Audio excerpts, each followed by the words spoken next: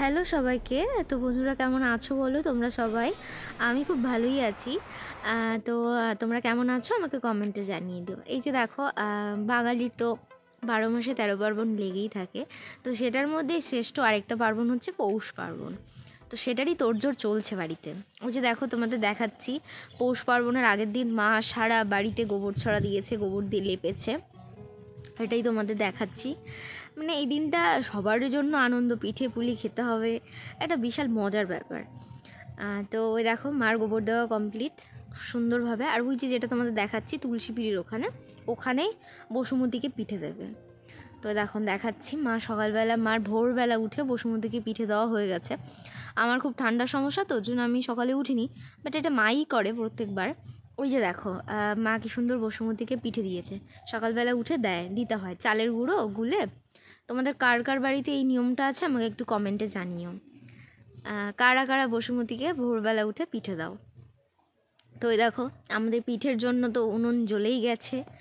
এখন ক্ষীর তৈরি হচ্ছে, যেটা পুলির মধ্যে যাবে। তো সেটা অলরেডি হয়ে গেছে, অলমোস্ট কমপ্লিট। এবার ওই দেখো তোমার পুলি করার জন্য চালের গুঁড়োটাকে একদম জল দিয়ে ফুটিয়ে নেওয়া হয়েছে। তো তোড়জোড় চলছে পিঠের।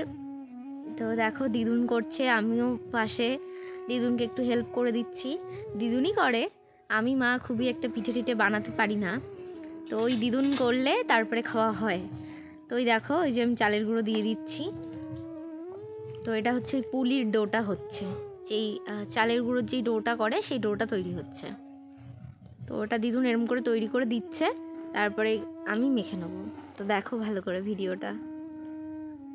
তো আর তোমাদের কাদের কাদের বাড়িতে কি কি পিঠে হচ্ছে আমাকে কমেন্টে প্লিজ জানিও।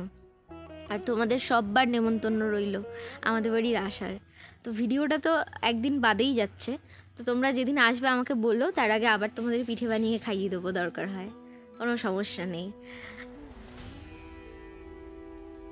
তো এই দেখো দিদুনের সাথে আমি একটু হাতে হাতে কাজ করে দিচ্ছি। অলমোস্ট হয়ে গেছে প্রায়।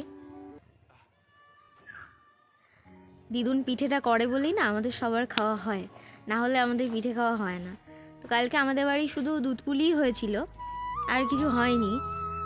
মানে দিদুনের শরীরটা অতটা ভালো না, তো ওর জন্য অত কিছু করা সম্ভব ছিল না। বাট তার আগে আমরা খেয়েছি, আমরা পাটিসাপটা খেয়েছি, ওই দুধে ভেজানো কাঁচি কোচা যেটা বলে ওটাও খেয়েছি আমরা।